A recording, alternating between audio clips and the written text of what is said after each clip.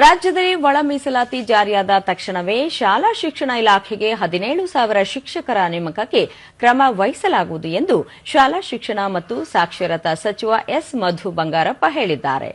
ಚಿತ್ರದುರ್ಗ ಜಿಲ್ಲೆಯ ಹಿರಿಯೂರು ತಾಲೂಕಿನ ತಾಳವಟ್ಟಿ ಗ್ರಾಮದಲ್ಲಿ ಸರ್ಕಾರಿ ಹಿರಿಯ ಪ್ರಾಥಮಿಕ ಶಾಲೆಯ ಶತಮಾನೋತ್ಸವ ಕಾರ್ಯಕ್ರಮ ಹಾಗೂ ನೂತನ ಶಾಲಾ ಕೊಠಡಿ ಉದ್ಘಾಟನೆಯನ್ನು ನಿನ್ನೆ ಅವರು ನೆರವೇರಿಸಿದರು.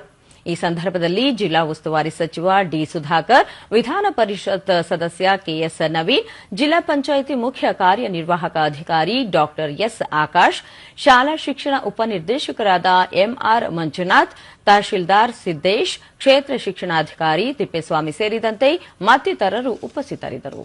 ಬಳಿಕ ಸುದ್ದಿಗಾರರೊಂದಿಗೆ ಸಚಿವ ಎಸ್ ಮಧು ಬಂಗಾರಪ್ಪ ರಾಜ್ಯದಲ್ಲಿ 17,000 ಶಿಕ್ಷಕ ನೇಮಕಕ್ಕೆ ಸಂಬಂಧಿಸಿದಂತೆ ಸರ್ಕಾರ ಈಗಾಗಲೇ ಅನುಮೋದನೆ ನೀಡಿದೆ.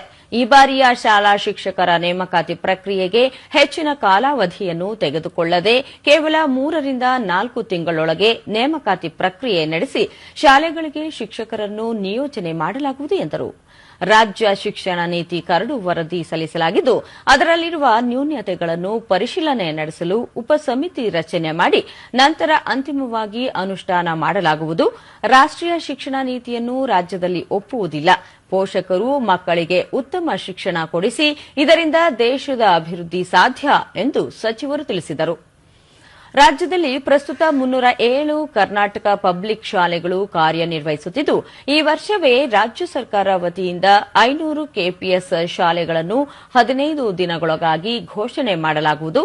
ಇದರ ಜೊತೆಗೆ ಹೈದರಾಬಾದ್ ಕರ್ನಾಟಕದಲ್ಲಿ ಅಕ್ಷರ ಆವಿಷ್ಕಾರ ವತಿಯಿಂದ 100 ಕೆಪಿಎಸ್ ಶಾಲೆಗಳು ಸೇರಿದಂತೆ ಒಟ್ಟು 600 ಕೆಪಿಎಸ್ ಶಾಲೆಗಳು ಕಾರ್ಯಾರಂಭ ಮಾಡಲಿವೆ ಎಂದು ತಿಳಿಸಿದರು.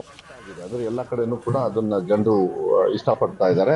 ಅದಕ್ಕೆ ಶಾಲೆಗಳ ಕೊಠಡಿ ಬಹಳ ನೆಸೆಸಿಟಿಯಲ್ಲಿದೆ. ಅವರಿಗೆ ಫಸ್ಟ್ ಪ್ರಿಫರೆನ್ಸ್ ಕೊಡಬೇಕು ಅಂತೇಳಿ ಈ ಸತಿಗೆ ತೀರ್ಮಾನ ಮಾಡಿ ಬಿಲ್ಡಿಂಗ್ಸ್ ನಾವು ಕೊಡ್ತಾ ಇದ್ದೀವಿ. ಈಗಾಗಿದೆ. ಸಚಿವ ಡಿ ಸುಧಾಕರ್, ಸರ್ಕಾರಿ ಶಾಲೆಗಳಲ್ಲಿ ಮೆರಿಟ್ ಆಧಾರದ ಮೇಲೆ ಆಯ್ಕೆಯಾದ ಪ್ರತಿಭಾವಂತ ಶಿಕ್ಷಕರಿದ್ದಾರೆ. ಇಲ್ಲಿ ಮಕ್ಕಳಿಗೆ ಹಾಲು, ಮೊಟ್ಟೆ, ಸಮವಸ್ತ್ರ, ಶೂ ಸೇರಿದಂತೆ ಹಲವಾರು ಸೌಲಭ್ಯಗಳೊಂದಿಗೆ ಗುಣಮಟ್ಟದ ಶಿಕ್ಷಣ ನೀಡಲಾಗುತ್ತಿದೆ ಎಂದು ಹೇಳಿದರು. ವರ್ಷದ ಇತಿಹಾಸದ ಮೆಲುಕು ಆಗ್ತಕ್ಕಂಥ ಕಾರ್ಯಕ್ರಮ ಮಾಡತಕ್ಕಂಥ ಸಂತೋಷ.